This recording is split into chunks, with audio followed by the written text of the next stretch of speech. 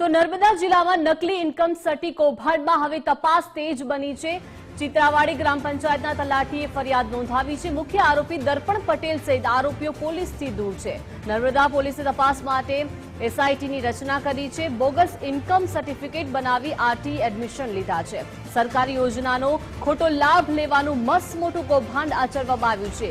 રેડિયાપાડાના ધારાસભ્ય ચેતર વસાવાના ભાજપ પર પ્રહાર કરવામાં આવ્યા છે। તેમણે જણાવ્યું છે કે આરોપીઓને ભાજપ નેતાઓ છાવરી રહ્યા છે। નર્મદા પોલીસ ધીમી ગતિએ કામગીરી કરી રહી છે। सांसद मनसुख वसावाए चेतर वसावाने वळतो जवाब आप्यो छे। जणाव्युं छे के चेतर वसावा 15 दिवस सुधी केम नथी बोल्या। आ प्रमुख निरंजन वसावा कौभांडमां सामेल। निरंजन वसावाना मित्र छे दर्पण पटेल। मारा सिवाय केम कोई बोलता नथी तेवी वात मनसुख वसावाए करी छे। भाजप कांग्रेस आपना नेता कौभांडमां सामेल होवानी पण वात मनसुख वसावाए करी छे। हमें जो अपनी एसआईटी की तपास के अंदर मिला कि हमें चित्रावाड़ी जो ग्राम पंचायत है उसमें भी कुछ ऐसे ही आरटीई के थ्रू फॉल्स इनकम सर्टिफिकेट्स निकाले गए हैं।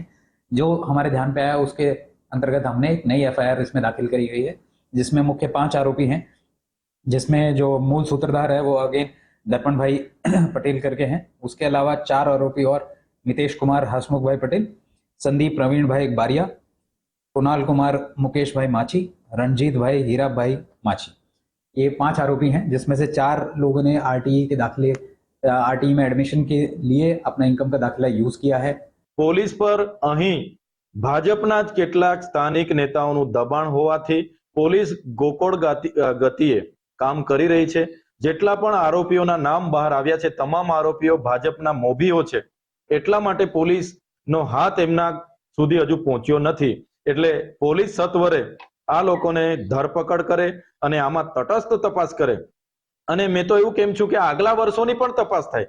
આગલા વર્ષોમાં પણ કેટલાક લોકોએ લાભ લીધો હશે એની પણ તપાસ થાય અને તટસ્થ તપાસ કરે અને જે પણ લોકો કાર્યવાહી જેણે પણ દાખલાઓ આપ્યા છે અને જેનો ઉપયોગ કર્યો છે બંને વર્ગના લોકોને આમાં કાયદેસરની કાર્યવાહીમાં લેવામાં આવે અને કડકમાં કડક કાર્યવાહી થાય અને એના દાખલા બેસાડવામાં આવે એવી અમારી માંગણી છે। ચૈતર વસાવા લેટ બોલ્યા છે એને પણ મારે પ્રશ્ન છે ચૈતર વસાવાને આ બાબતે તમે આટલા વખત બોલ્યા કેમ? કારણ કે એમનો આમ આદમી પાર્ટીનો નર્મદા જિલ્લાનો નિરંજન વસાવા પણ ઇન્વોલ્વ છે। 1 કિલોમીટર અંતરે એનું ગામ છે। આ બધા સાથે એકબીજા મિત્રો છે। આ બધી ટોળકી એક બધા મિત્રો છે। આમ આદમી પાર્ટી કે કોંગ્રેસના લોકો પણ બધા ઇન્વોલ્વ છે। કેમ બોલ્યા નથી? મનસુખ વસાવા સિવાય ભાજપના નેતા પણ નથી બોલ્યા, નર્મદા જિલ્લા કે આમ આદમી પાર્ટીના નેતા નથી બોલ્યા કે કોંગ્રેસના નેતા પણ નથી બોલ્યા। આ નથી બોલ્યા બધા લોકો ઇન્વોલ્વ છે આ ષડયંત્રની અંદર।